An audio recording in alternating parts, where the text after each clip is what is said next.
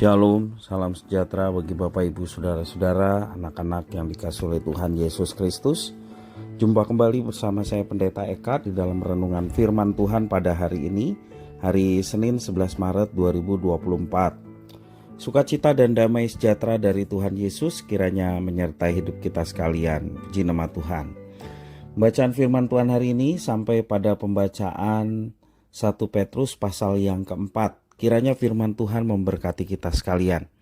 Baik, sebelum kita akan merenungkan bagian firman Tuhan hari ini, mari kita akan berdoa bersama.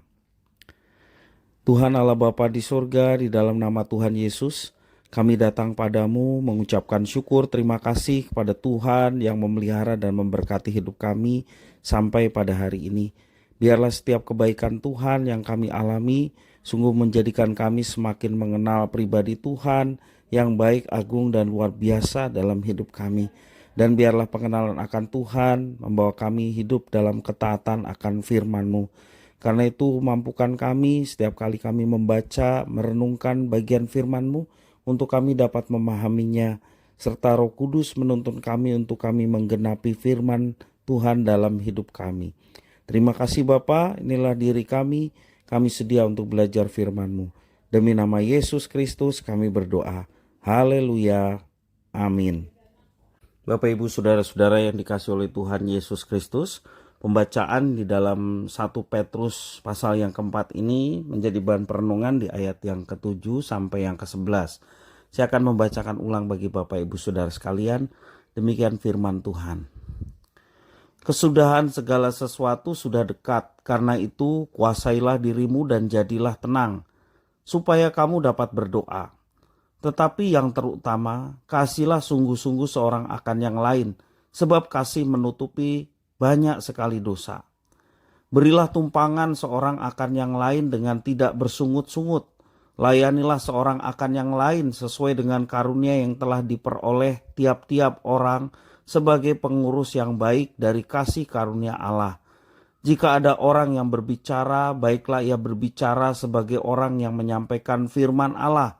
Jika ada orang yang melayani, baiklah ia melakukannya dengan kekuatan yang dianugerahkan Allah, supaya Allah dimuliakan dalam segala sesuatu karena Yesus Kristus. Ialah yang mempunyai kemuliaan dan kuasa sampai selama-lamanya. Amin.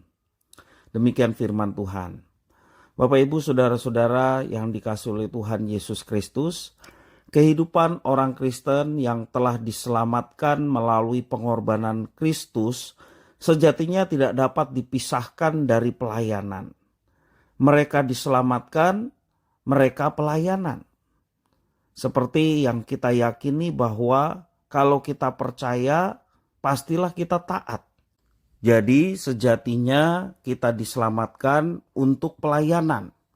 Pelayanan yang dimaksud adalah memuliakan Tuhan dengan melaksanakan apa yang diperintahkan, apa yang diajarkan Tuhan kepada kita sebagai orang-orang pilihannya. Siapapun orangnya, sebagai bagian dari komunitas orang percaya maupun gereja lokal tertentu, setiap orang Kristen diharapkan dapat memberi kontribusi positif melalui tindakan pelayanan yang dilakukan, supaya melaluinya nama Tuhan dimuliakan. Nama Tuhan dimuliakan hanya melalui pelayanan, hanya melalui penggenapan firman, melalui hidup kita setiap hari. Ada pendeta baptis Rick Warren yang menulis buku The Purpose Driven Life. Dia pernah berkata bahwa manusia dibentuk dan diciptakan untuk melayani Dia. Petrus mendorong umat Tuhan agar mereka saling melayani sesuai dengan karunia yang dipercayakan Tuhan atasnya. Ayat yang ke-10. Barang siapa diberi karunia untuk mengajar, hendaklah ia melayani dengan sungguh hati, karena ia sedang menyampaikan pesan Allah bagi para pendengarnya. Barang siapa yang diberi karunia melayani, hendaklah ia melakukannya dengan segenap hati, karena Tuhan Allah memberikan kekuatan kepadanya. Prinsip yang sama dapat diterapkan dalam bidang pelayanan lainnya, atau apapun yang kita lakukan untuk melayani saudara-saudara kita. baik saudara seiman maupun bagi mereka yang belum mengenal Tuhan, supaya mereka boleh mengenal Tuhan melalui pelayanan kita.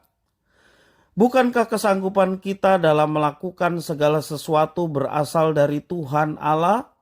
Bukan semata-mata karena kuat dan gagah kita. Pemahaman akan hal ini akan melahirkan tindakan yang disertai kesungguhan hati, juga keyakinan. Keyakinan apa? Keyakinan bahwa apapun yang saya lakukan, Tuhan Allah menyertai. Puji Tuhan. Alangkah indahnya jika setiap orang yang ambil bagian dalam pelayanan melakukannya dengan kesungguhan hatinya. Bagaimana dengan kita sekalian? Masihkah kita memiliki kesungguhan hati di dalam melayani Tuhan? Karena kita ingin menyenangkan hati Tuhan? Atau ada motivasi-motivasi yang lain di dalam melayani Tuhan?